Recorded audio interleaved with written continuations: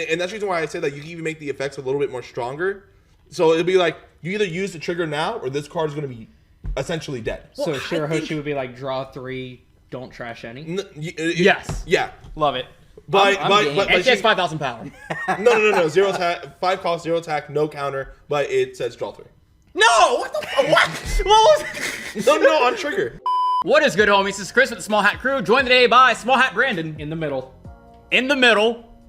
He'll be visible this time. Finally. Not leaning against the wall. I got in trouble, so I've been punished and put in the middle. He's getting popped later. Little piece of shit you are. Small Hat Manny. Hey, everybody. And Small Hat Nick off camera. Hello. So, we have a number of topics today. What number is that? Number what? How many topics? What's the number of topics? I don't know. I don't even know what they are. I don't remember. I sent them to. So we have them here actually. Number of topics. You have Wait a minute. No, we have Discord. We have Discord. We have Discord. spent like 5 minutes doing this. Baby Gronk. Valid. Baby Gronk, please. All right. But I got that Riz. All right. You're so W about it. Rizzed up. W betters. Rizzed up, Damn, Baby Gronk. you just have unread message requests that you're not applying. He has so many. Right, I have.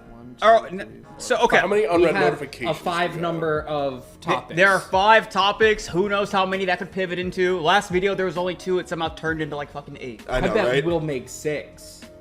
Because Manny has a topic. We'll make sex. Yup. That's it. Not with each other. It could be with each other. Then what is the point? What's the point then? Guys, full disclosure, this is not a paid ad. I wasn't asked to do anything. I'm taking this upon myself. If you love this playmat as much as I do, It's cloth. bro, and it actually feels so good. I don't know. It's not genuinely. It's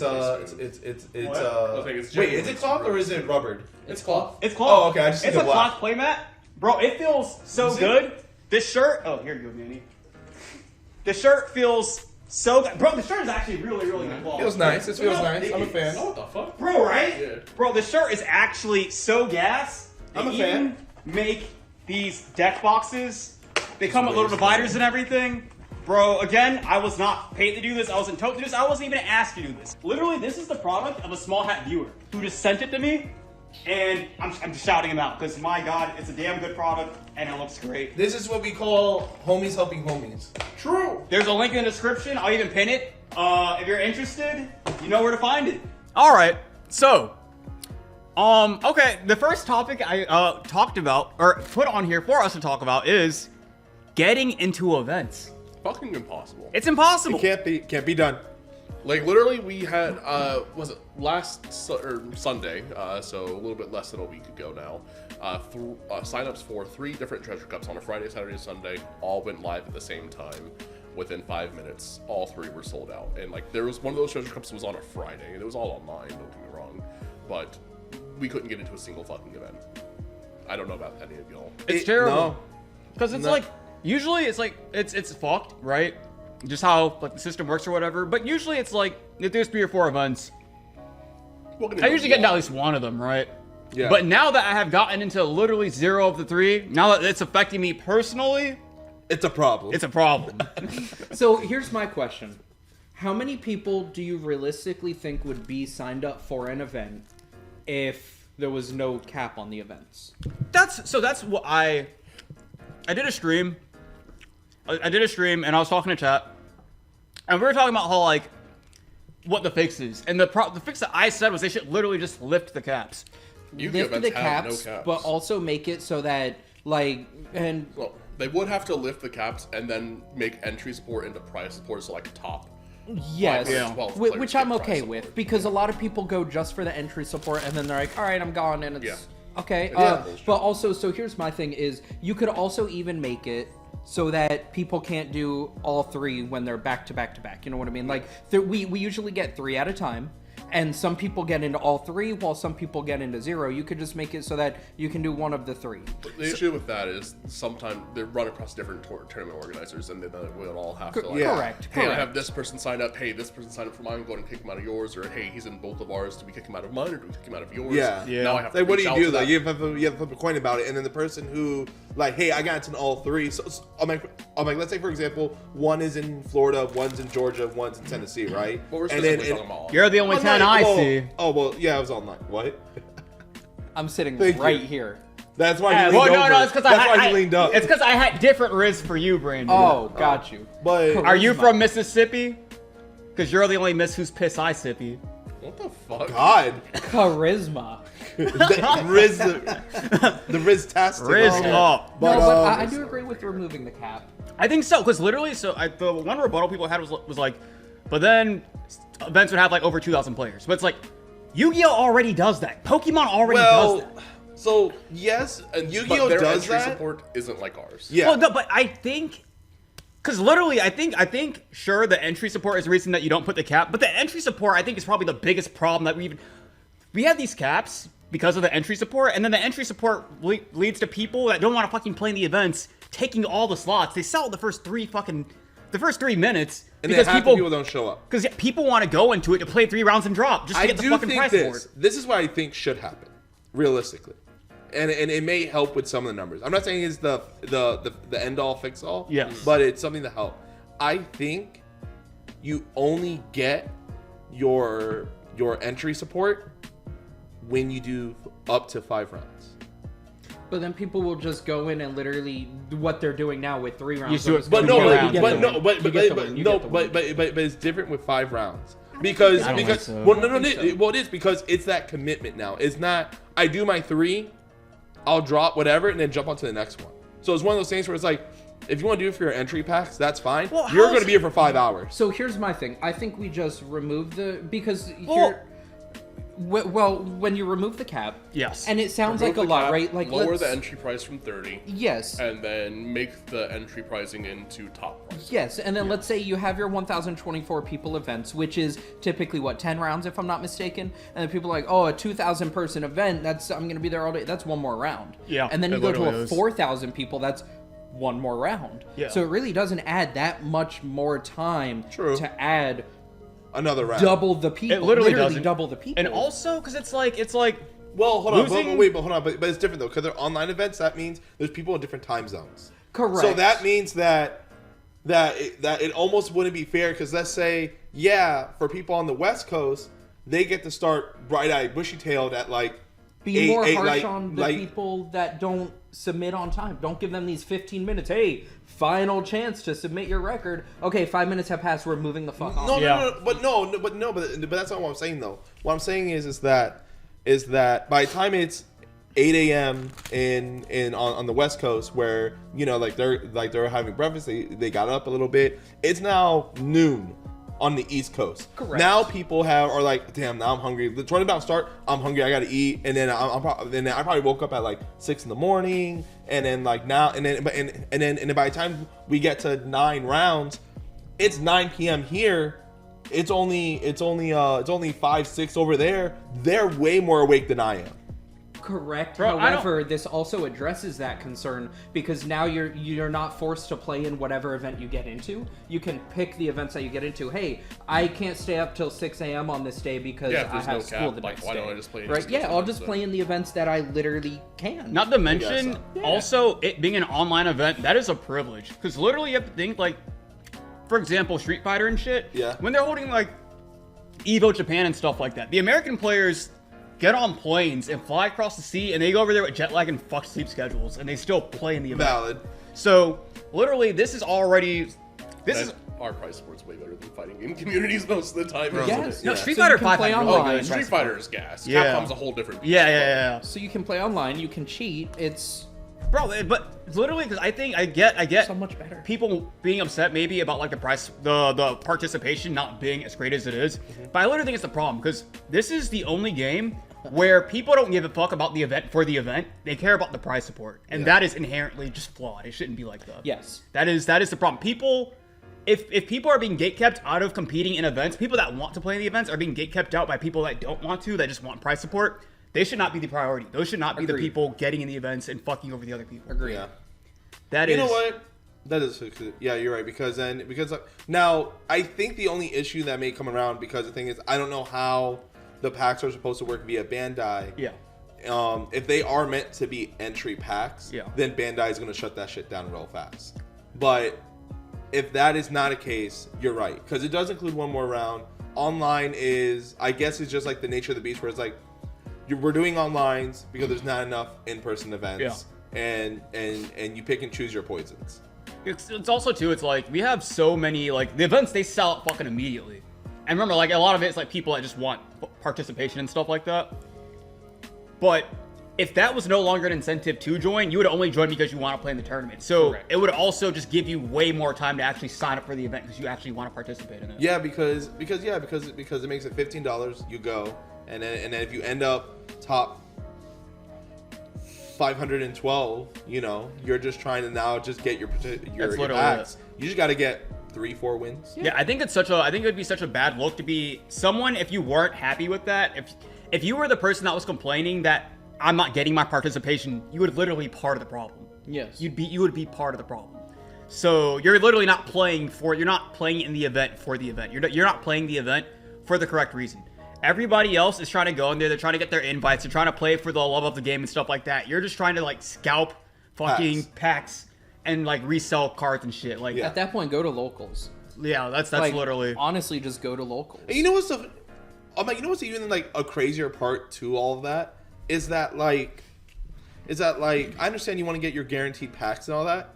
You could just go and scout. Period. You don't even have to be in the event.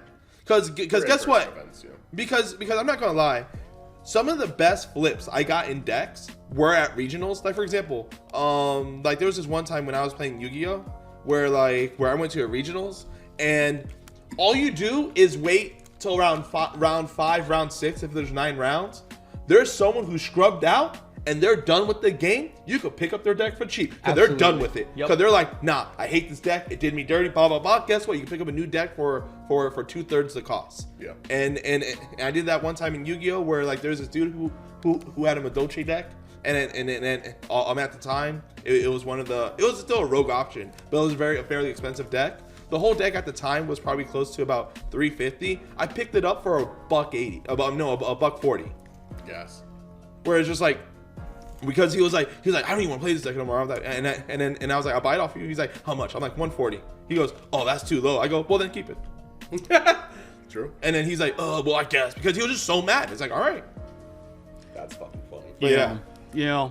That's not, I as much as I appreciate online events, going to offline events like the 2 regionals that we went to back to back, it's just such a different experience. It's so much. It is. It's more fun. The in-persons are definitely way more fun because you could lose. You could lose all your games, but because you have your friends there and there's other people you could like shoot the shit with, it's just a whole different experience. Yes, friends. What's up?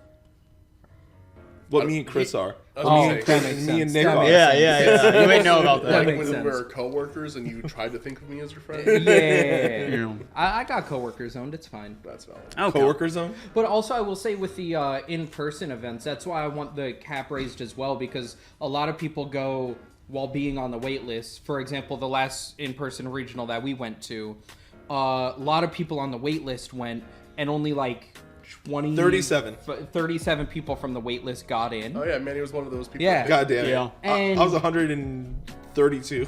Bro, people were out there like 2-3 in the morning. People were out there. And they could vouch. We were playtest practicing until 2 in the morning, and I was like, well, the door was supposed to open at 7:30. I was I'm in. Our friend Omar was willing to take me in the morning to drop me off. I was there at 4:30, so I had 2.5 hours of sleep. I get there was already 120 people there, and there was people that had like camping tables and like lawn chairs. And I asked because I was just curious, like, yo, how long have y'all been here? They're like, oh, yo, we've been here since 2 in the morning. I was like, I couldn't even get mad at it. Yeah. I was like, bro, if you sat here till 2 in the morning and that door didn't even open till 7:30, just for us. So what ended up happening is that us on the wait list, we just got in to get a wait list banned. Not even guaranteed. Just get a wait list banned. And then even the dude with the campers, they were like number 20 something, and good for them, because like I said, they deserved it. You were there since 2 in the morning. Yeah. Power to you. I ain't gonna get mad at you. But oh my god, the final count, because I went to the back of the line to see who was left. It was 320 something people on the wait list. So you had only 37 got through. So you had 300 people, almost the size of about half a fucking regional. Yeah. That go there that don't get to play because, and think about it, all of those people could play for one more round. for just one more round of Yeah, One Piece. literally. Every single one of those 300 people could have played. And that just would have been more money in the bank. Absolutely. God, we just need to run no our own one's card game. no one's gonna complain about one more. Okay, there will be some people that complain about one round, but for the majority, we're gonna be happy with that one more round. Yeah. We traveled to go to this regional anyways. I'm there to play One Piece. Yeah. I'm gonna play that one extra round. Hell Yeah. yeah, I am. Why not? What I will give One Piece over other card games for the fact, and I know even this is kind of like a back and forth topic, is that because it's best of one, games go by fast. They do. They really go do. by so fast. Like for example, like even in Orlando, yeah, like when it was all said and done, and it was what 9-10 rounds, what was it 9-10 rounds? I don't remember. It was something along those lines. I think it was 9. It was 9.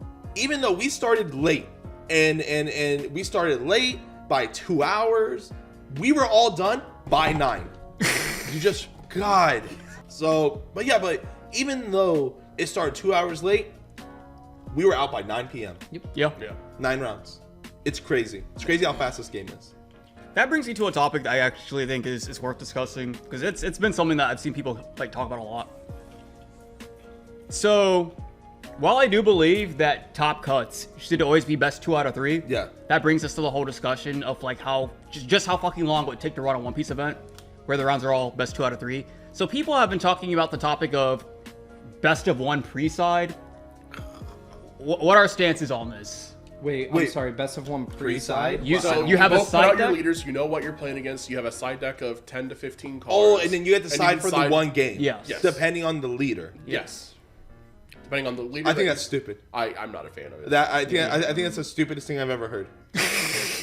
I remember there was in The the Tampa servers. In the Tampa server, when One Piece first became a thing, where in OP01, there's some person in there that was talking about this being a thing, and they were getting clowned on for it. But we've seen it come back as a research topic. People are interested in it. I think it's the dumbest thing I've ever heard. I think it's really fucking stupid. But as time goes on, I think it's less stupid. I still think it's really fucking dumb. But the better. I see Nami. I'm gonna sign in my Geons or whatever her name is. That way, I have outs against Nami now. Well, because the way I look at it is, ideally, we just play best 2 out of 3. Yeah. But then each round is an hour, so you go to an event, it's 10 hours at that point, because it's so at that point, does a pre-side best of one, is that better than just going into one game and just fucking losing because you get the bad matchup? And So this is how I see that pre-siding nonsense. One, because our leader so this is why siding is better in games like Magic, Yu-Gi-Oh, and stuff like that, is because you have a much more open card pool. Yeah. When you're tied down to your leader, sure, there's some cards in your color that help with certain matchups, but some colors don't even have side decks for whatever. So you're pretty much saying that like whatever love Bandai wanted to give to a certain color to help with its counterplay to all these other colors, but didn't give to another, there's some colors that just become unplayable because you do not have side cards. So it could be like, for example, if so, let's say that happened. Black Yellow Luffy will never see the light of day because it only has a 2 to 5 card flex. yeah. And that's if your colors even had those 2 to 5 cards even put in. I feel like the pre-side or whatever we're calling it would give dual color leaders way too Much power also. they would have a way bigger advantage than some mono, because like for example, if I'm playing my blue Boa Hancock, there's only so many cards that I would put in the side, and it's maybe 2 cards, but then you're talking about entire card pools where it's like, okay, this card alone could fuck over this deck, right? Well, I think blue, for example, because there's just a lot of really like shitty cards in there that they printed for Sakazuki, like Hound Blaze, like correct. Amino Murakamo sword and stuff like that you would never see play outside of Sakazuki. Oh, correct. But those are cards that all of a sudden, if there is a side deck, other blue leaders do look at them, because if you're going to a matchup that's like Zoro or something like that, all of a sudden those cards are a lot more appealing. Yes, but it makes it so, like, for example, you're playing a deck that typically it has blue splashed in, right? Yeah. Most of those decks aren't gonna run Red Rock. Right. But now being able to side a red rock against someone who against a deck like Katakuri, for example. Oh, now I can side a red rock to get rid of your 10 moms. Yeah. That's fucking powerful. Another that's too good. Okay. You know what? Wait. I want to say, because I haven't given my stance on this. No, my bad. Go ahead. All right. So my initial stance back then, I do still agree with it, but it was that I feel like because it's only one round, because basically you go into this matchup, right? You both reveal your leaders, and like you have the like it's unfavored for you. You're like, oh, cool. Well, I can lean into my sight deck all of a sudden and try to make this matchup better. But I also feel like the deck that was already favored into you, they go, oh, cool. I'm gonna go into my sight deck too. And now the matchup that was already bad for you, you've put cards in to make it a little better. They already had the advantage over you, and now they go into their side and they make the matchup even better for them. Like, so it's like you already had an unfavored matchup, but by them having access to a sight deck, the matchup has only gotten even worse for you. Yeah. So everybody basically has a 65 card deck, and at the beginning of the game they say choose 15 to take out. That's basically that's pretty much it. That's pretty much what it is. Now, like, hey, choose 15 cards in your deck to not play. Now, there's another thing that could happen, which leads into the toxic nature of what yellow currently is right now. You know what happens? You play your standard list.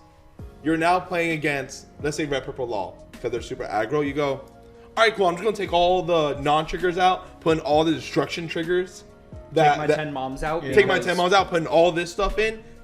They're never gonna win. Yeah. Never. Because now it's like, oh, let me take out all of my late game cards and replace them with more triggers. That is the reason that I don't like it. Yeah, I don't like it for a number of reasons. The only reason I even bring it up is because when I was discussing it in chat the other day or whatever, I forgot what was being discussed, but when it came back to the topic of a game that is best of one where triggers exist, is what we currently have better than that? Just going into the one matchup and just like, if you hit the bad matchup, you just auto lose. I think for the sanity of the game, I'm not saying where we are in triggers is healthy, but for where we are in triggers right now, I think it's the most healthy that we don't have a side, and it's just best of one. Because I'll tell you this right now, I would be fucking livid if we're doing best of two, and I win game one, and the next two games I just lose back to back over triggers. Because then in the next round, and I play against another yellow for whatever reason. Yeah. But if I win one game and lose two, it's almost like I'm forced to have to deal with the problem of yellow three times as much when I know that's already a problem. Does that make sense? It does, but actually, so because here's what I'm thinking. All right, so the problem Yellow's is the problem. The problem is triggers, and triggers are variants. So the way that you can always look at it, however, is like More colors need banish. well, Yeah. Agreed. more colors do need banish. But so basically, it comes back to because isn't it far more likely? Like, so say you win that first game and then like you lose the triggers the next two games. But statistically speaking, then isn't it far more likely that you just lose to the trigger in that one game and then you never get the run back, and now you just that round is over? Yeah, but the thing is that your player fatigue doesn't get hit as much. Does that make sense? Because you can get tilted off that. Right. It's one of those things where I would be less tilted losing the one game over triggers than losing 2 games in a row over triggers and then going into my next round. Right. Does that make because that's what it is. But the triggers come back to variance though, and that's like they got lucky the first game. But realistically, just based on numbers, it's supposed to even out at some point. They could get lucky that first game, unlucky that second game, and just play a normal third game. I will say this. What? When you think of it that way, sure. But once Black Yellow Luffy came out, and we actually saw a yellow deck play with the life that isn't this trigger happy monstrosity. Yeah. It goes to show triggers are always popping off in yellow. It's just how strong the triggers are.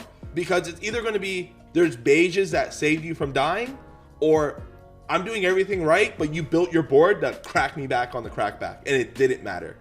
There's just too many triggers. Yeah, but Black Yellow Luffy, I don't think is the best example because that deck is more Gecko Moria than yellow. I agree. I think that's a black deck. Yeah, it's definitely a black deck with a splash of With yellow. two black cards. And like the only triggers in that Gecko deck- Moria is the only black card you need, and it's a black deck. Yeah, that and because Sabo is just. But no, because the with thing is, your own words, Manny. yeah, Gecko Moria gets banned, that deck dies. Yep. yeah, The heart of that deck is a black card. Yep. yeah. That's how influential that black card is over that deck. I guess. So, if But it's still a yellow deck that doesn't have that still manipulates with life, but is not this trigger lottery machine. Yeah. That's all I'm saying is that like Yeah. I don't mind yellow leaders that manipulate with life. Like Queen. It's like- Actually, I would rather deal with Queen. I was about to say, it's like why I'd rather play against Vegapunk, because Vegapunk still deals with triggers, but you know what the trigger Yeah. is. Yeah. At least the life goes face it's a up. healthy Which way. is what triggers should be. Triggers should be face up. And I said it before, I'll say it again. I do think that triggers should be leader locked. Or triggers I think should be that's the flip a quick coin. fix. I think that's the quick fix. I think only Egghead should be able to play that 2K Frankie. I think that I don't know why it's the only one that's not leader locked. The rest I don't of get his it. Are. I think- but the new Nami also isn't for some reason. So yeah, like welcome. I don't think Katakuri should be able to get Onami trigger. I don't think that Yamato should be able to get like Cracker trigger or Kiku Nojo trigger. I think triggers should literally be leader locked to that their specific archetype. You get to play with the card, the effect that's printed on it, and if you're playing the appropriate leader, you'll knock this little bonus effect on top of it. I'm a fan.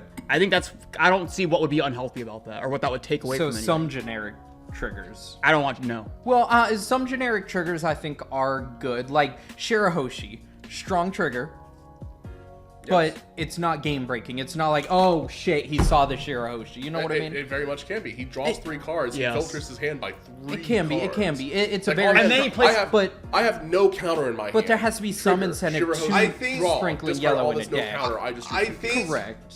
I think the only safe generic trigger there could be is draw 1. Yeah. No, I don't like that. Because then Because you're choosing either keep this card Bro. or replace it for a random. And that's fine. Back on the, well, I guess we'll come back to that. But the Shirahoshi too, because the Shirahoshi literally fixes the hand by 3 cards. correct. Depending on And deck. it puts itself back on board so you can do it again later. That's what I was gonna say. That's But then so you fucking yeah. Katakuri it on the following turn. All right, I didn't know we were all gonna get mad at me. Like, damn, I just said it's a. You should have known the minute you defended a yellow card, But, Brandon. well, here's the thing, right? Yeah. It's such a strong trigger, but Now you're admitting it's- it's strong. Well, no, I never said it wasn't a strong trigger. But, I said I said so it now is- all leaders have this generic well, trigger. Yes, because There it is. other triggers are getting so good, or other decks are getting so good that they're literally cutting Shirahoshi from the list. Like that's how good other cards are getting. Well, it's because And they, you know, they no. dropped 8+ cards. Other yellow triggers are. It's not other black cards with Well, triggers. It's not red cards with triggers. Obviously, I said it's not trigger. I'm talking about yellow. But that's the point. That's the problem. Triggers. The minute, because it never crossed my mind until they printed Vegapunk and they showed that first Lilith, and Lilith's like, you only get this trigger when you play Vegapunk. I was like, oh fuck, that was the answer all along.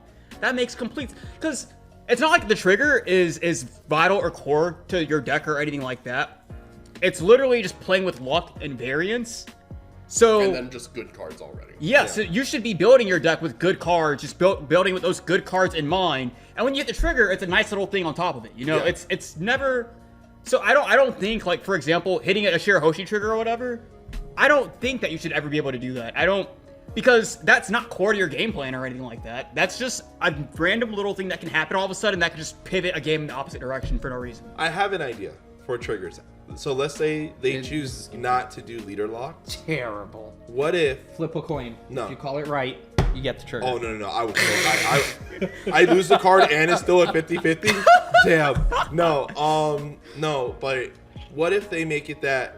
And you can even make the triggers a little bit more stronger with my thing. Make it a little bit stronger, but none of them have counter. Not a single one has counter. Every card that says trigger does not have counter, because then it's like, and that's the reason why I say that you can even make the effects a little bit more stronger.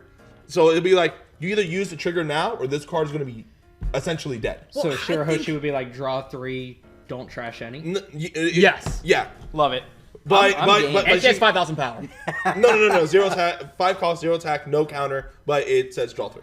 No! What the what? What was No, on trigger. Um, I do think Shirahoshi. fuck, I lost my train of thought with that one. That was. Shirahoshi should not play herself. I literally think that. Were you gonna say something, Brandon? We are only on the first one still. Bro, We people. pivoted from that. What are you talking about? With the power of And plus, it's a podcast. They're supposed to run long. Yeah. Anyway, right?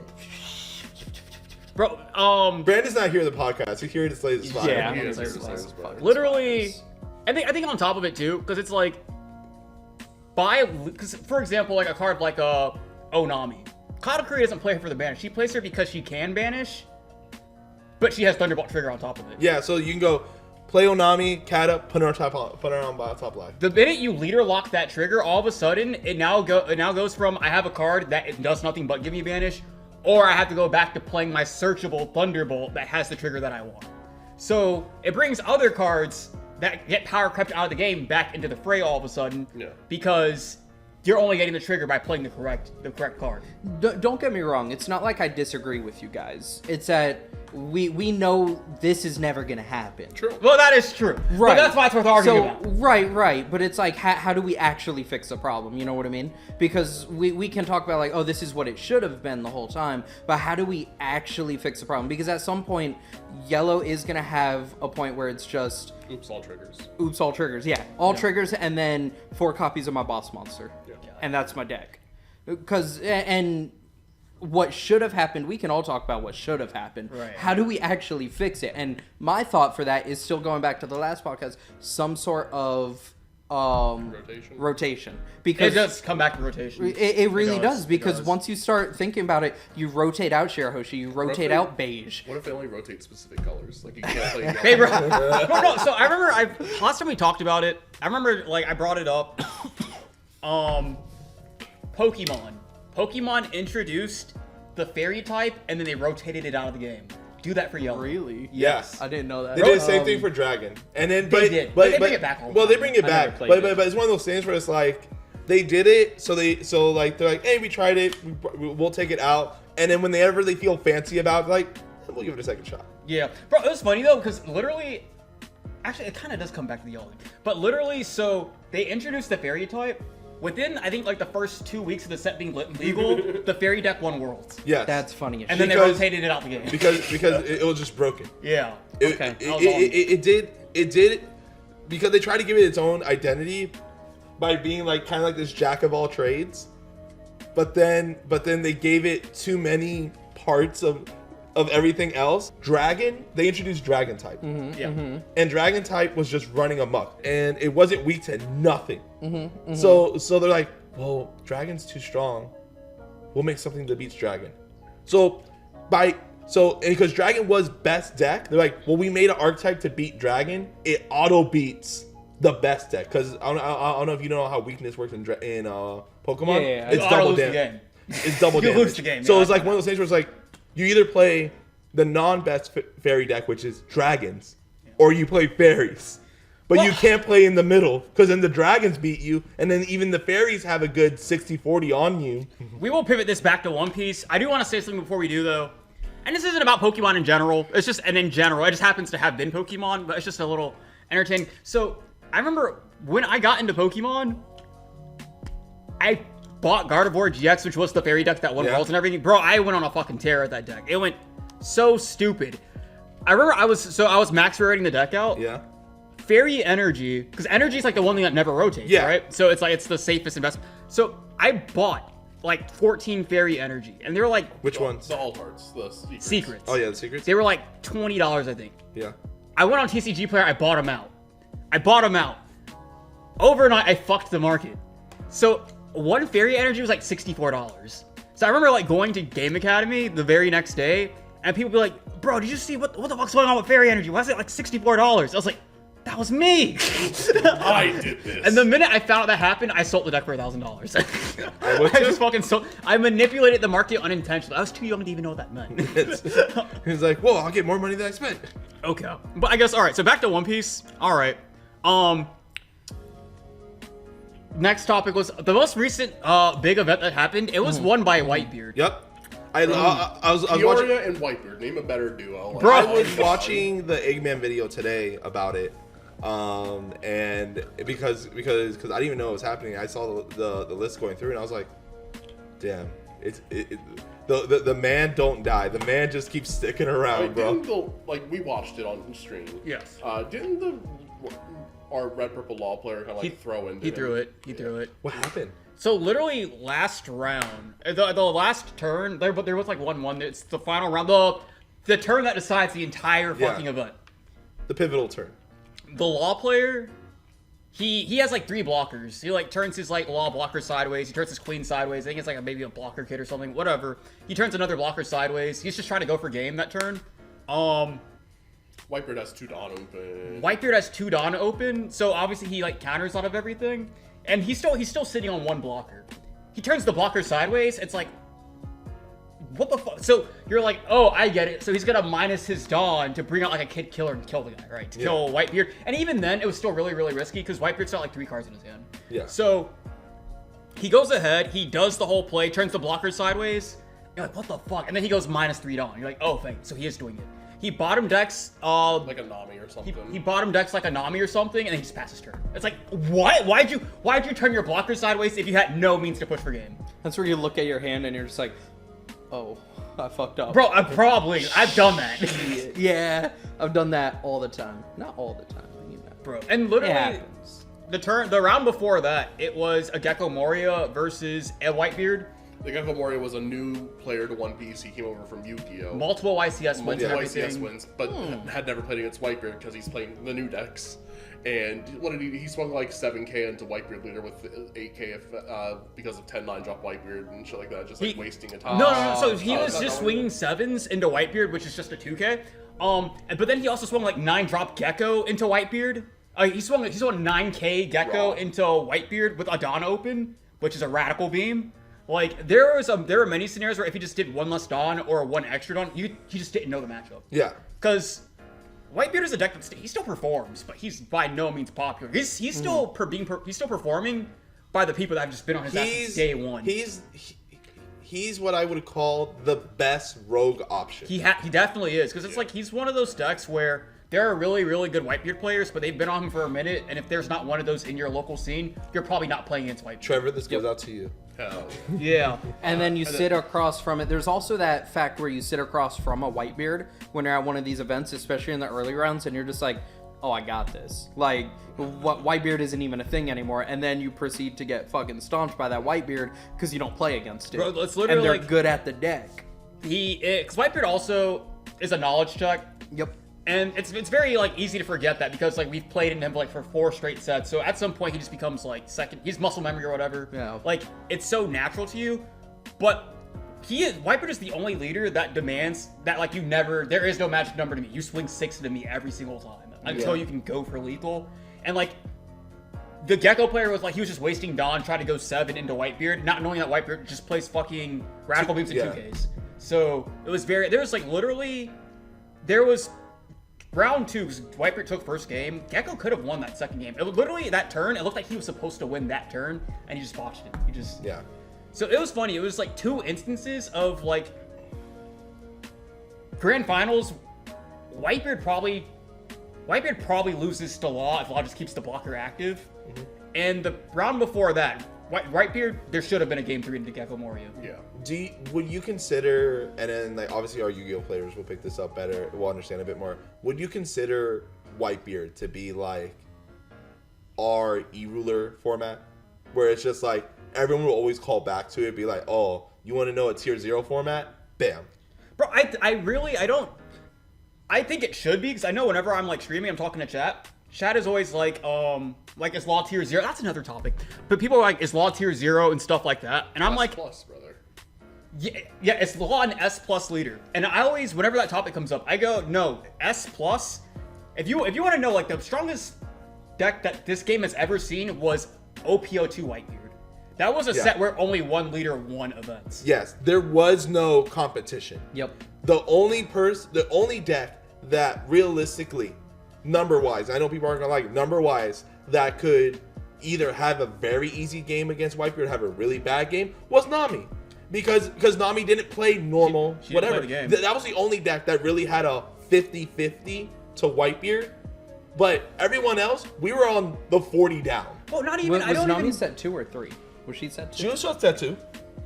Yeah, because Nami. No, I Nami thought was set Ivankov 2. was set 2, right? And then Nami was set Ivankov 3. was set 2. Yeah. Yeah, Nami was set 3. So, but Nami I, was set 3. but Because she I has the remember black and white art. Nami wasn't even. I remember That's Nami. right. I don't think she was even in him because remember it was they had Kabaji and it wasn't a problem over there because Whitebeard kept her in check. Yes. But because they were hitting Whitebeard, all of a sudden Kabaji also had to had go on the list. Yes. Because there's nothing to keep Nami in check anymore. Yeah. So like Whitebeard was literally, I guess, it could kind of come back to like the Dragon Lore spellbook thing where it was like These were these 2 decks. their and it had to get Whitebeard hit. went fucking insane, but there was one deck that could play into him just fine. But literally, I guess the more interesting topic here is the whole people saying that Law is S plus tier deck. I don't think that's the case. He's not. Yeah, no. He's definitely in the top tier. We're not saying he's not one of the best decks. He is one of the best decks. I think he is the best deck. I think he's the best. But deck. here's what I'll say. So I think to be an S plus tier deck, you'd have to, because I'll bring it back to like, do not play Smash whatsoever. But you have to look at a game like Smash Bros. Melee, where they have been dominated for the past 20 years by Fox. Yes. And not even Fox is in his own tier. Yes. That has only ever happened once in Smash history, and that was Meta Knight. Knight. And that was because when Meta Knight existed, if there was a top 32, Meta Knight was 30 of the spots. Yes. Law is not at that point. Yes. I was about to say, I was So- looking at One Piece top decks has OP08 tournaments listed right now. Yeah. 10 of the 30 spots is all RP Yeah. But I will say, to be that S plus tier or tier 0 deck, you have to have the Whitebeard effect of where your worst matchup is the mirror match. Yes. If your worst matchup is not the mirror match, you're never gonna be S plus tier or tier 0. To Yeah. be S plus tier, you have to be a deck that is so meta warping that you alone are the meta. Like you have to think back to like OP05 where we had Sakazuki who was really dominant, but Enel and Purple Luffy also existed. Yep. There's no argument as to like Sokka was obviously the best leader, but there But was those still 2 had arguments to step up to him. there were still many events where Purple Luffy won it or Enel won it. Yep. Yeah. It would have to come back to OP02 where literally once Whitebeard hit the game, no other leader won an event Nope. but Whitebeard. It has to expand beyond even that. It has to be that all the Whitebeard players were gatekeeping out all the other players from even making the top Yep. cut. That is what it means to be S plus. Because you have to think, we already have A through F tier, and then there is S tier. And S tier is already for standout decks that are so far removed, so above everything else, that they have their own specialized tier. To then take it a step beyond even that to create another brand new tier, that is literally a deck that it is the meta. There's nothing else. Yes. There is literally nothing else. And exactly what you're saying, that spot, even till now, because for example, like Whitebeard's not doing what he did before, but if we were to ever to think of the game within its history, Yeah. Whitebeard is the only deck that has ever been. It's him and no one It's else. him and There's nothing no else. other competition. Meanwhile, Dragon Ball Fusion World had that in set 2. Yeah. It's crazy. It's crazy to think that red purple law. And people, and it'd be one thing too if they're talking OP08. Bro, EBO1 people are talking about it. Meanwhile, based on just numbers and data, Law has not been the best performing leader since he came out. The first week, Sakazuki was still the best performing leader. The second week, it was Gecko Moria. I think what people are kind of confusing, where it kind of piggybacks off what we kind of talked about way back with like red green law, is that red purple law has, I think, currently one of the highest ceilings of all the decks. But just because you have the highest ceiling, it doesn't make you the best deck. Because there's moments where you look at a red purple law player pop off, you're like, how do you ever lose with this deck? Yeah. But then there are games where you're like, my whole hand is just raised maxes and Gordons. Yeah. And then it's like, what do I do? And then people are like, well, that's just bricks. But the thing is, it's a combo deck. And just like every combo deck in every game ever, when your combo pops off, it pops off. When you don't get all your pieces, you're just trying to play behind the 8 ball until you can hopefully live long enough to get to your pieces. I think it's one of those. No, go for it, Brandon. Well, then there's also like you'll go against a red purple law player where like on 3 Dawn they do ability, don't bottom deck anything, just get something out, and then go to 2 Dawn next turn where I'm just like, I don't play the deck, but I know that just doesn't seem like Yeah, exactly. play to me. Like it just doesn't seem right. So there's definitely like It does have a ceiling. Pilot. It is definitely pilot, more like a red green law. I do agree with that. And you do know within the first like 2 or 3 turns when you're sitting across from a decent red purple law player or someone that doesn't know what the fuck they're doing. Yeah. I will say red purple no law idea. is also gate kept a little bit by just entry point. That deck is $600. The Yeah. deck is like $600. Oh yeah, base, very There's expensive. that too. Very expensive. I think it's just one of those things where, because like if you say that Law's not S plus tier, people think like they're downplaying the deck or whatever. Yeah. But I think it's the complete opposite. I think it's by using S plus so liberally, you're basically removing all meaning from it. I think it comes back to a lot like using the word like Nazi in modern day, where it just doesn't mean anything anymore. Because like people use it so liberally, like you just throw the word around, it just doesn't mean anything anymore. Well, I understand where you're coming from. There's some people that still take offense to that, but I understand. Oh, don't be such a Nazi. But that's because people on Twitter, for example, they'll use that word to describe anyone that they just don't like, and it's like that's not what this word means anymore. Yeah. That's you've removed. It's like any of the sting that word did carry, it's no longer there. It's because now it's just a term you just throw out there. Yeah. And it's like if Like busted, like because before, Broken, yeah. Like, oh, it's broken. Not, I mean, now because broken used to be this broke the game. This Yes. card.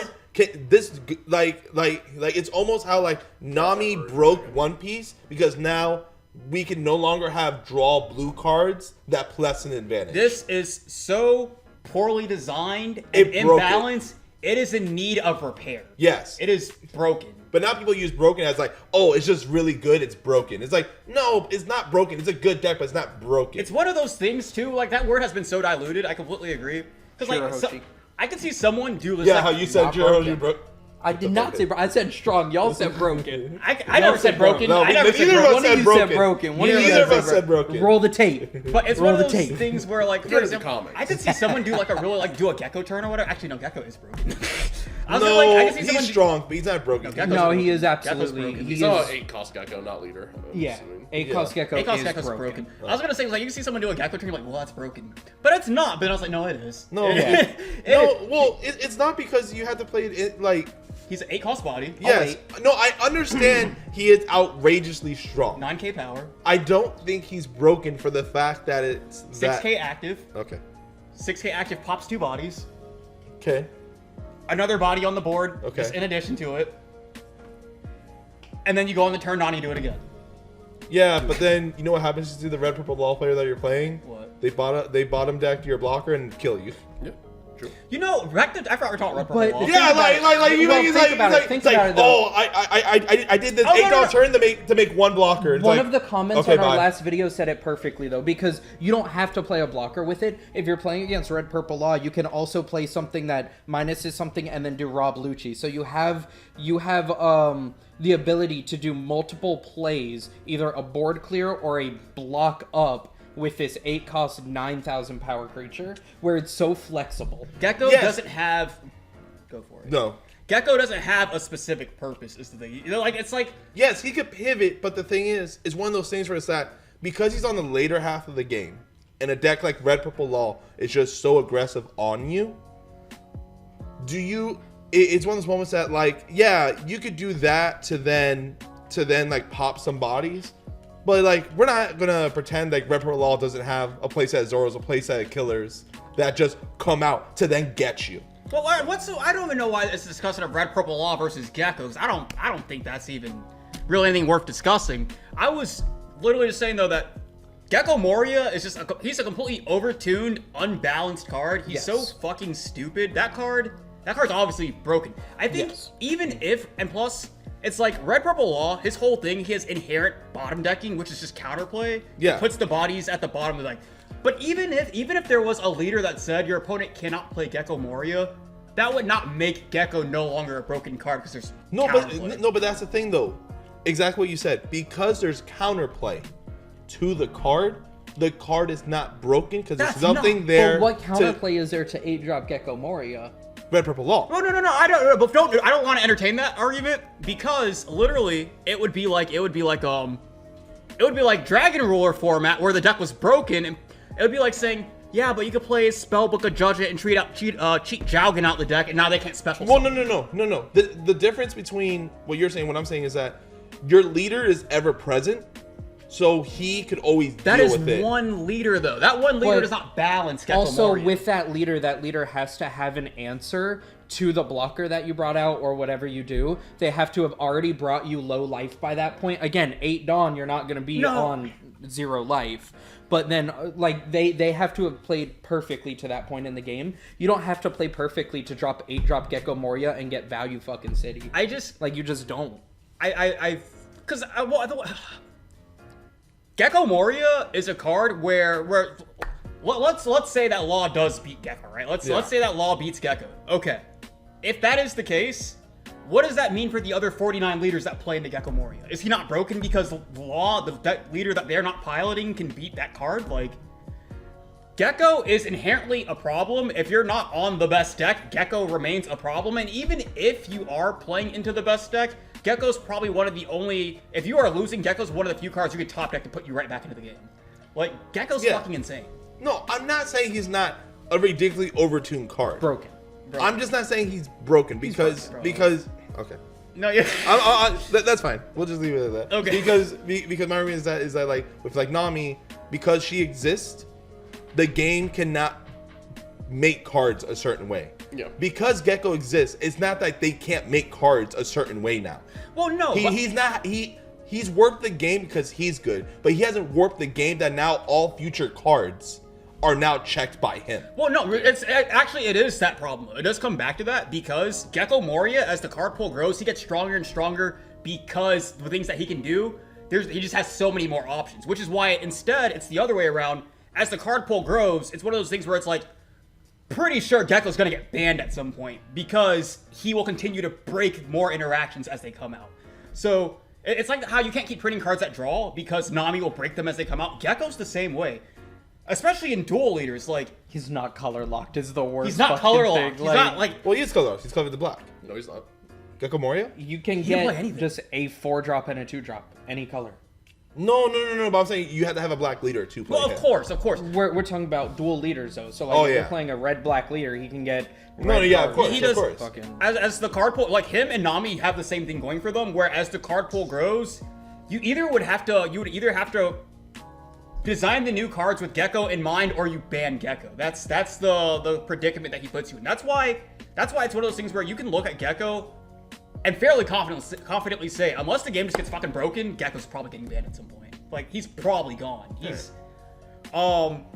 But a more interesting topic at this point, we're somehow coming right back to yellow, Kalgara.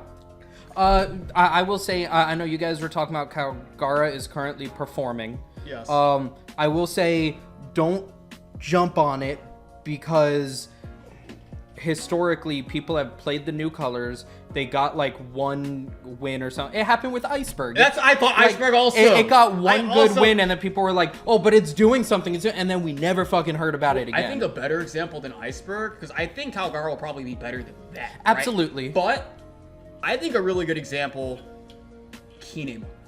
Yeah, absolutely. And don't get me wrong, I might, Kalgara might end up being a good deck. I feel like, for the most part, even though he didn't get a boss monster, cheating out a 6/8 for 1 Dawn is pretty fucking good. Yeah. And but also, I feel like he is balanced in his leader ability. Sensei didn't give him, like, a really overtuned card, like an 8-drop Gecko or something. But I also feel... Shirahoshi.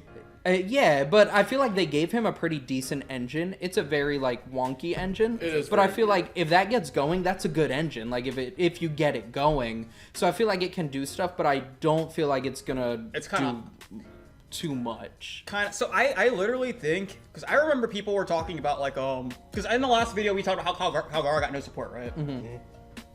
And then come to find out, apparently he's the best performing leader of OP08 so far. But we are so fucking 4 days early into OP08. Like I don't think that means anything realistically, because also, I say it all the time, but Japan in OP02, Kinemon was the best leader for 2 months over there, for 2 of their months. 2 months of their 3 months of OP02.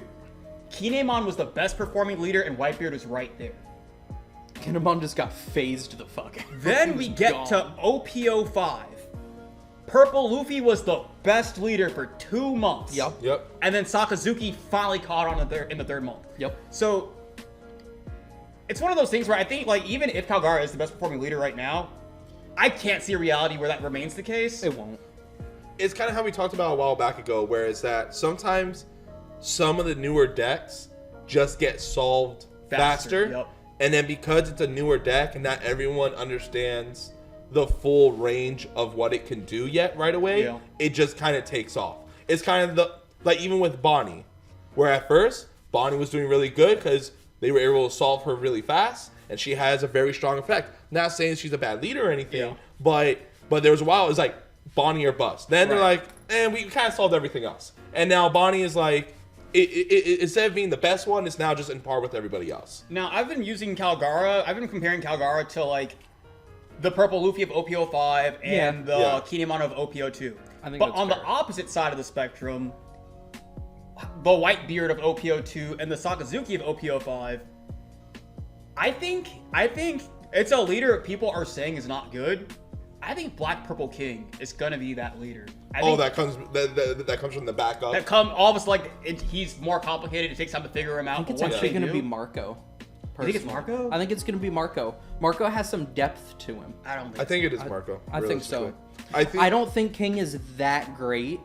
I wouldn't say that. The only thing I've seen people hold against King. The only thing I've seen people hold against King up to this point is that apparently he's too slow into Red Purple Law. He is a slower deck. I've been playing on the sim a bit. I don't know if it's just the quality of players, which again I'm on the sim, so it probably is. But it does seem to be a slow deck. Like, you're still a lot of people, which I think looking at it might just be incorrect, are playing Onigashima, and like by the time you're doing that, I'm set up now. I think that's the problem. Actually, I think, and you know what? This is probably my hot take, so it could be like Manny's hot take. But Chris is not doing that short. I know, right? But I think it's that Onigashima, the stage, is not as good as we think it is. Because to what you're saying, it's a turn where I spent my whole second turn to just play this card. We just have better ramp. And yes, sure, it ramps. You're like, oh, but it ramps every turn. Yeah, but the thing is, with how the tempo of the game, and then also being a 4-life leader, because the thing is, if you play a body and I'm like, let's say what else am I doing on 3 Dawn? That's what I was also gonna say. But we have cards that we could drop on 3. I can only think of like one turn 2. Zoro Juro. There you go. But that's still better. It's a ramp that demands a response. I was gonna say I can play ramp that my opponent can't respond to. The only play I can even think of on 3 Dawn that has been meta is Gecko Moria leader ability. Like, that is the only and then Doflamingo, I guess, moving forward. Yeah.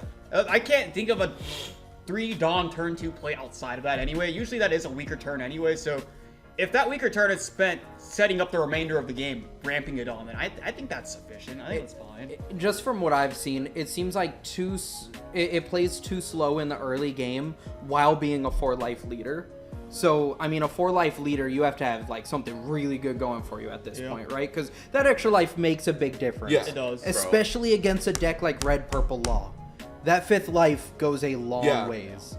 Honestly, I'm looking forward to playing Mono Black Lucci in OP07. You are? Bro, I'm very excited because I think it's the first time I heard you in a while be excited about One Piece. Bro, having access to Ennis Lobby and 8-drop Gecko, I can go Gecko into Rebecca. Rebecca grabs Spandine play Lucci. Yeah. And then I still can play the Helmeppo off of the Gecko as well. Yes. It's so dumb. This whole discussion, though, about like Onigashima and ramping reminded me when I was streaming the other night.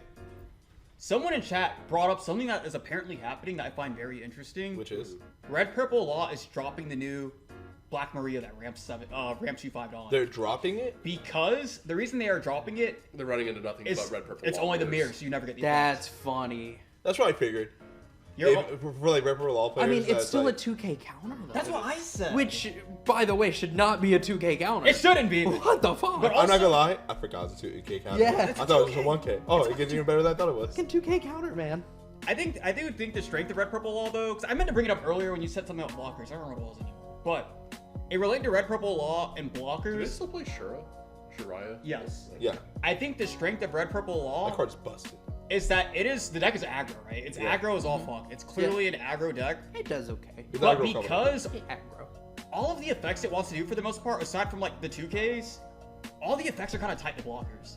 So while you're establishing these bodies along the way to like get your game plan going, like I'm playing in a Whitebeard, I play my Law blocker, I pull 2 cards at your hand, but I established a blocker in the process.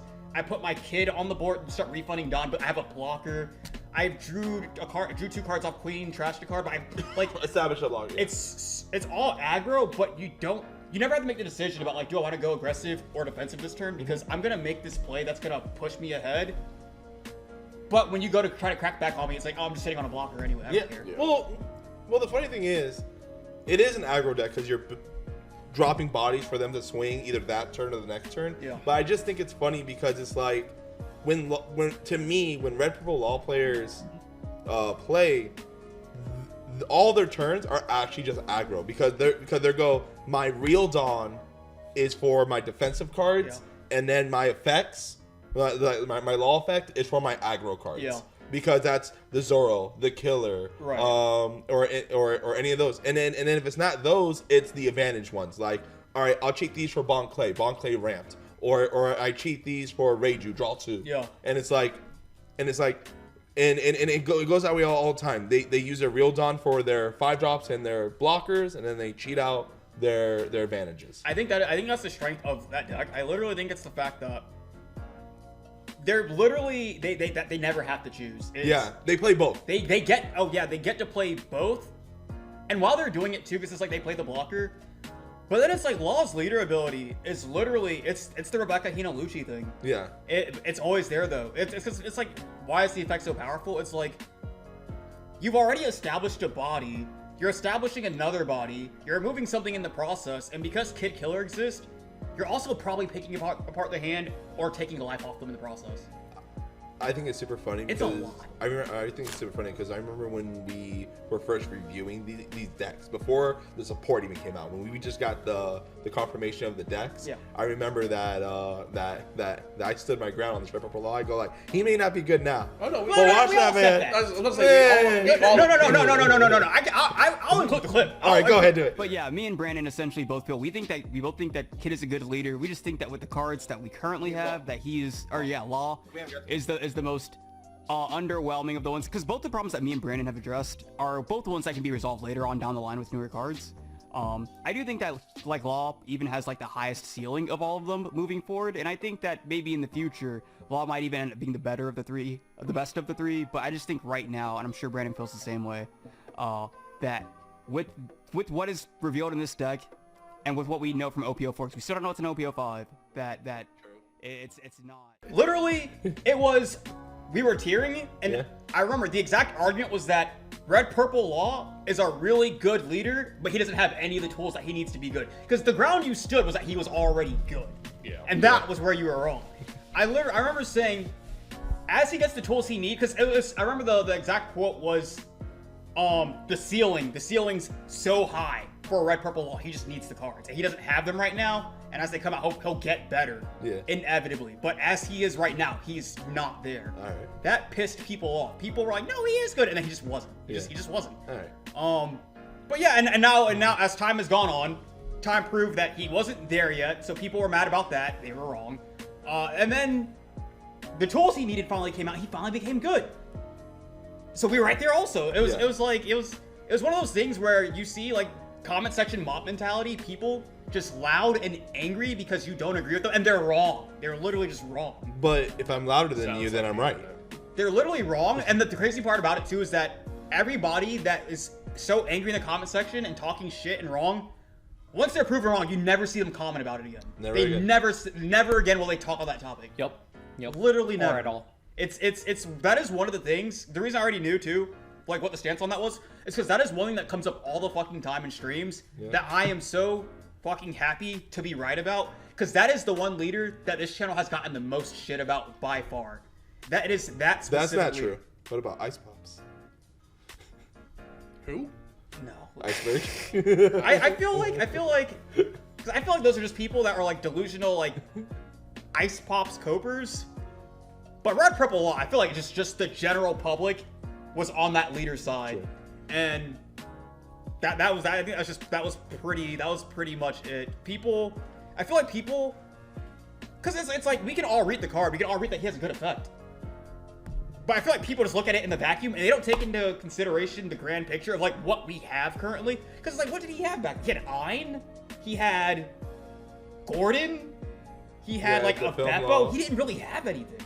So he just didn't do anything. He had Shachi Penguin, the card's Shachi Penguin. And then I think a set Round later, table. he gets like a couple more cards, and people are like, "See, you were wrong.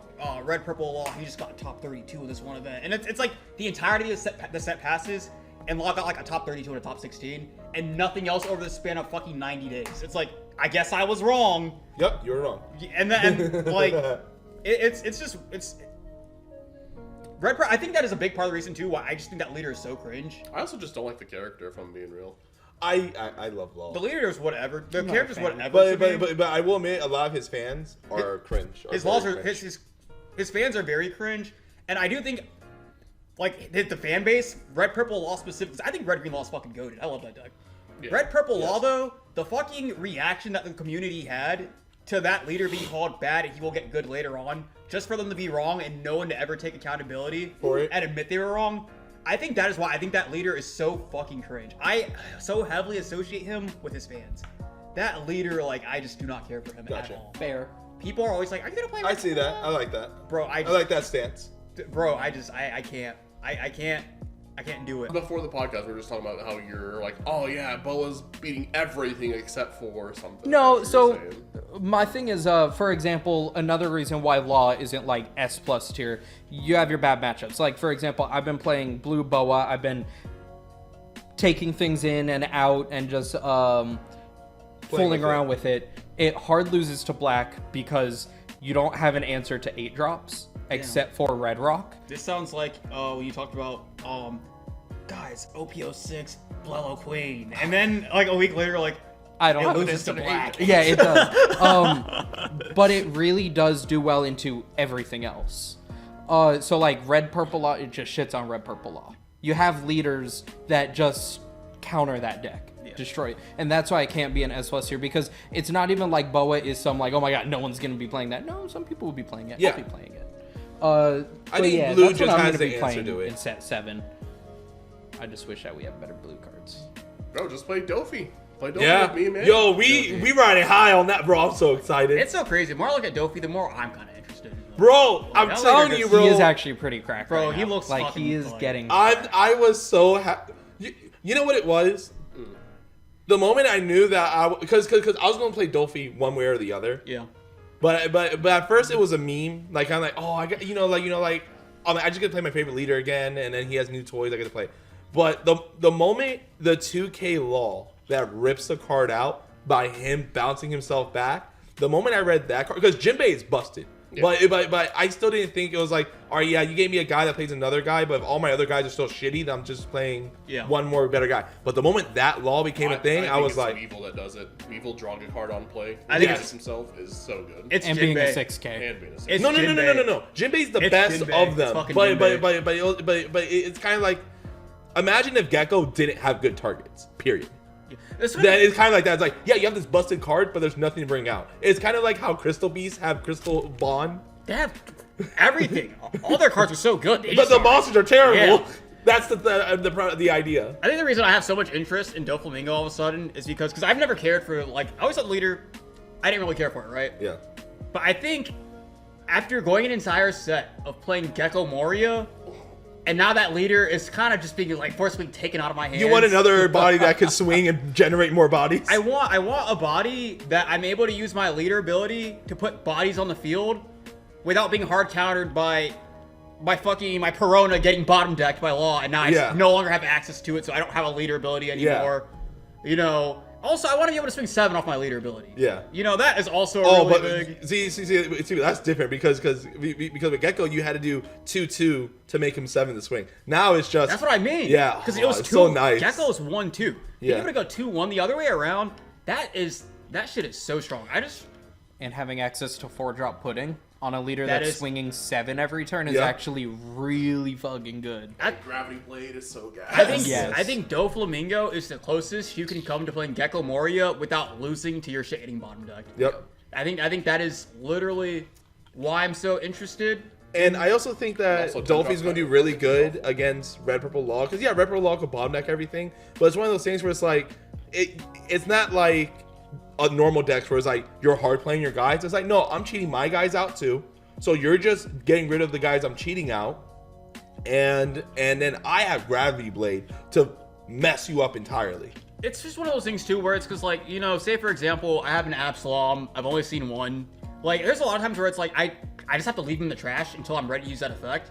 If he does come out and he gets bottom decked, he's gone until I see another one. Yeah. And it's another thing too where it's like if he does get bottom decked, not only do I lose leader ability, but if I'm sitting like an 8-drop Gecko in my hand, he does nothing. Like he's I don't, my trash isn't set up, so I'm sitting on bricks in my hand on top of not having a leader ability. So because the way I see it for like Doffy versus like Ripper Low, where they go like, all right, I'm gonna go first. I'm gonna go 1 Dawn, maybe I Perona. Turn on my next turn 3 Dawn. I use a fact I either blinded or I had Perona, and I do, and I'm generating a body now. There's not really any misses anymore. Yeah. I generate a body. The Red Purple Law player is gonna by then is gonna be at 6 Dawn. They're gonna play their 5-drop. Which is either Queen or Blocker Kid, and then a Shariah or something, and then at that point, it comes back to me with 7, and I'm just gonna go Gravity Blade, get rid of that big investment. You're down at 2. You lost your kid, and now you're ramping. You lost your kid. Yep, lost your kid. kid. Oh shit! it was took the kids in the divorce. it was WWE ladder match for custody of a child. Trevor ate them. Trevor Yeah. Ethan.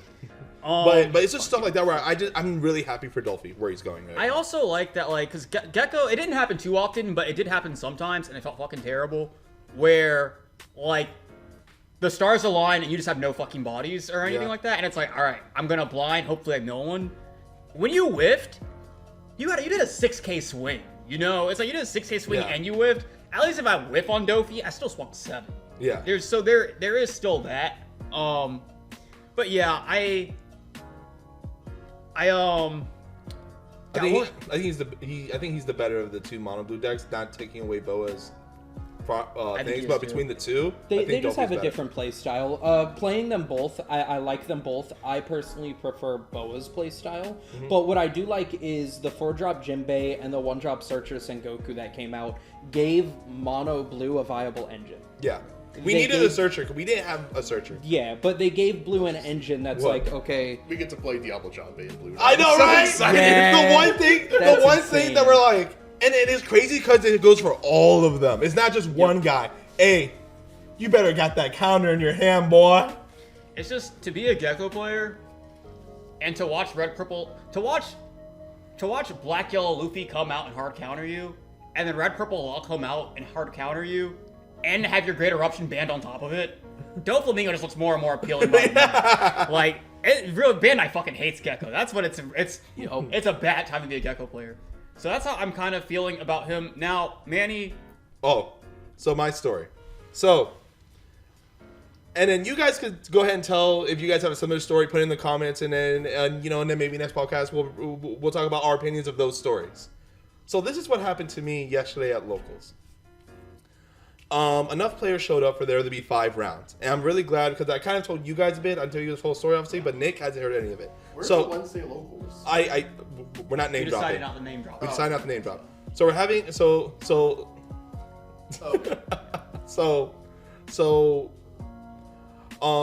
there's enough players for a 5 Wait, round. before you continue, because we're not name dropping it, but the viewers back home will know. OG. Okay. Yeah. Oh, The viewers, the viewers that are local, they know what that means. Okay. Okay. So I'm not gonna say her name. I'm not gonna say, but you said it.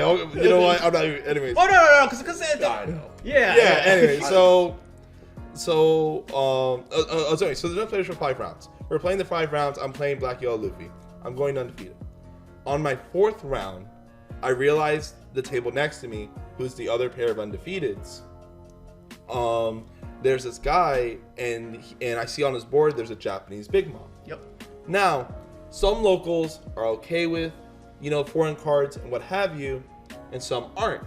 Now, I assumed that because we're in round 4, and this Big Mom is on the board, he's not my opponent, he's someone else's opponent, and no one has said anything.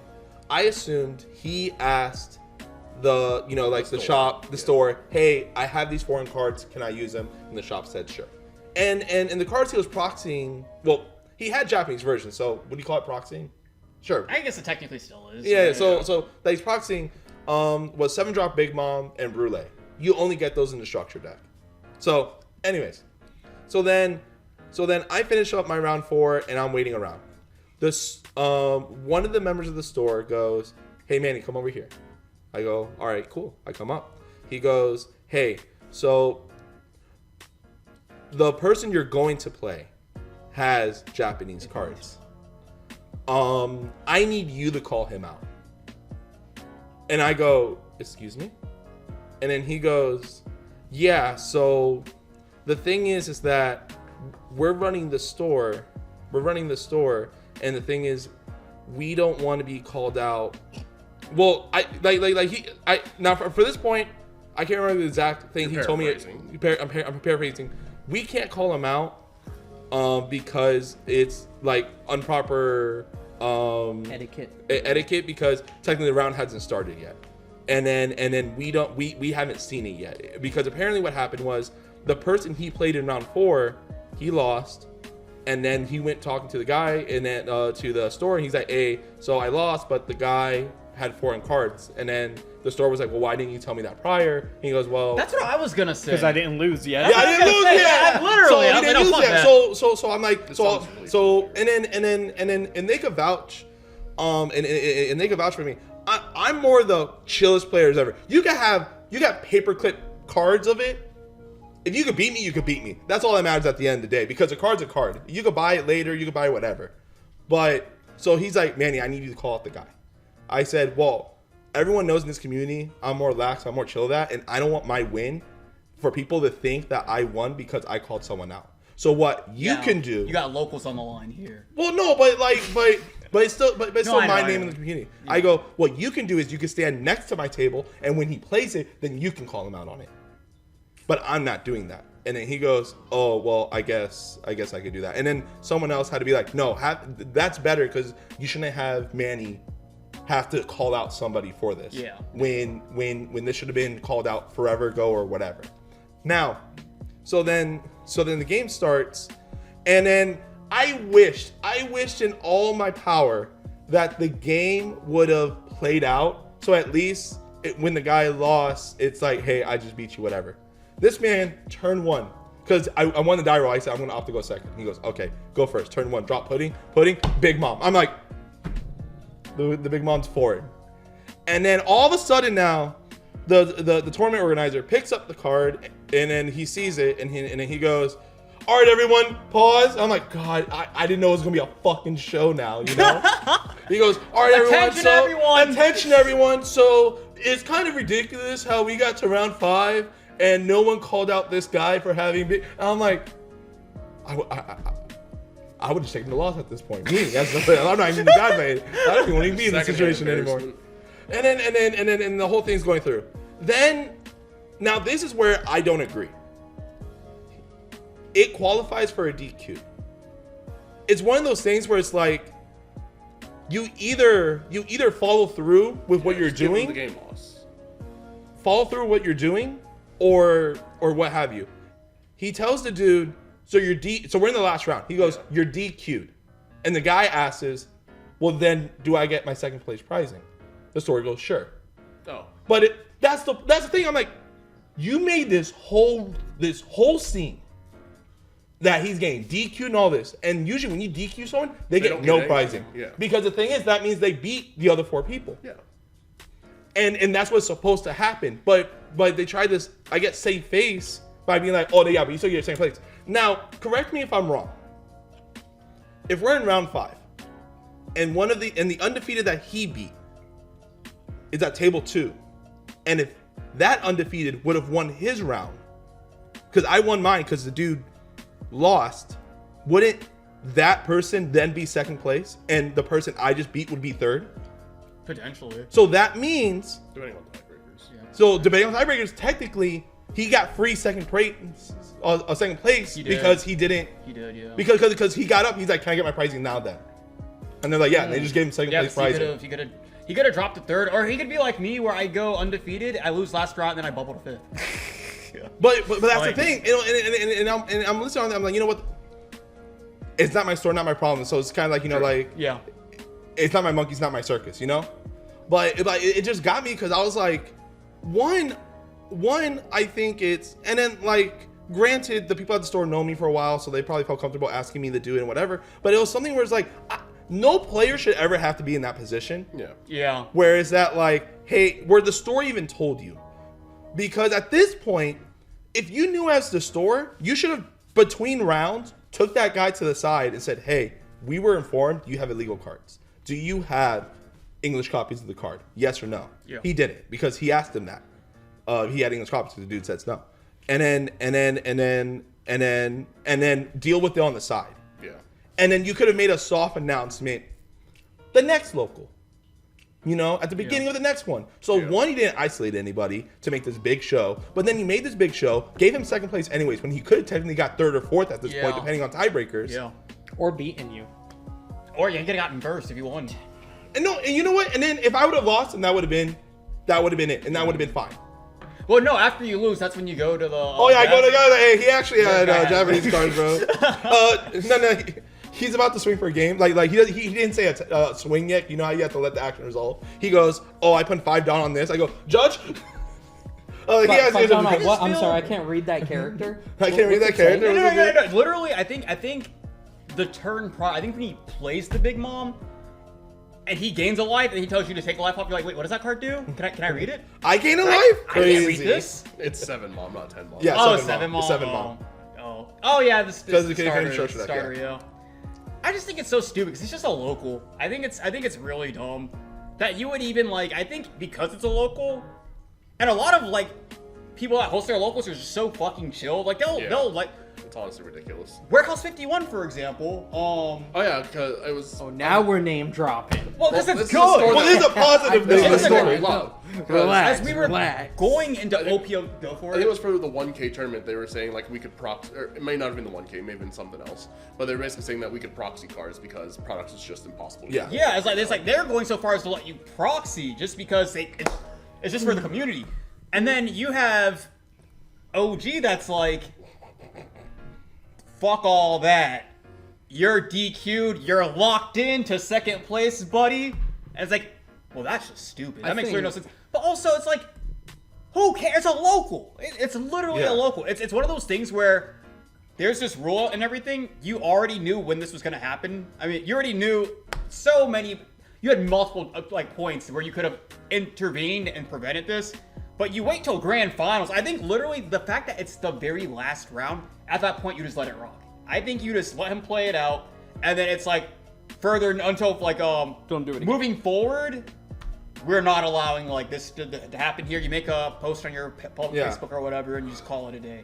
I think that was so unnecessary, and I think that was so bad. Make the post on Facebook with him holding the winner card and the Big Mom in one hand. And just make the post saying no proxies allowed going forward. That's so. But my thoughts on it are, it's your card shop. Yes. You can decide no proxies, no Yes. foreign cards. Absolutely. That's fine. Yeah, that's your right as a understandable. shop owner. But if you implement that rule, which again, the community is fine with proxies as long as it's not a big event. Like if I can sneak out a free win at a big event, I'm gonna sneak out that free win. The fact this guy made it to round 5 without anyone else complaining. But if we're talking to locals, if somebody can't like get their hands on this $25 card, okay, proxy, we don't care. It's locals. We're gonna win a pack. With this press support we've gotten, maybe a winner pack, and that's it. It's like, it's gonna be just store credit, brother. Right, Yeah. or store credit. But it's okay for you as a store to ban foreign cards and proxies. Yes. But then you as a store have to uphold it. You have to deal with it and not make the player deal with it and call them out. Like if that's your store policy, you deal with it. I think it'd be one thing Don't too. make me deal with it. If the guy was actually like using a proxy, he's using official product. It's Yeah. not the correct language. Yeah. But literally, like, you're allowed to use all these other languages. This is like the only one where they wave the finger at you and tell you no, and that's just because you the use market. Spanish cards Yes. in North America. Should we all Yes. go there next Wednesday with just a full Japanese deck? Bro, it is literally just no, because I'd have to go there. It's You're just right, this you're right. one arbitrary rule that they're just choosing to enforce, and they're in their right to do that if they want to. Absolutely. But it's so crazy for this guy to be in there using official product. He's using official product, and the only thing preventing him from doing it is Bandai going, you can use all these other languages, but because it would fuck over the market if you were to use this other one, if all of a sudden all these cards are accessible, we're just not going to allow it to happen.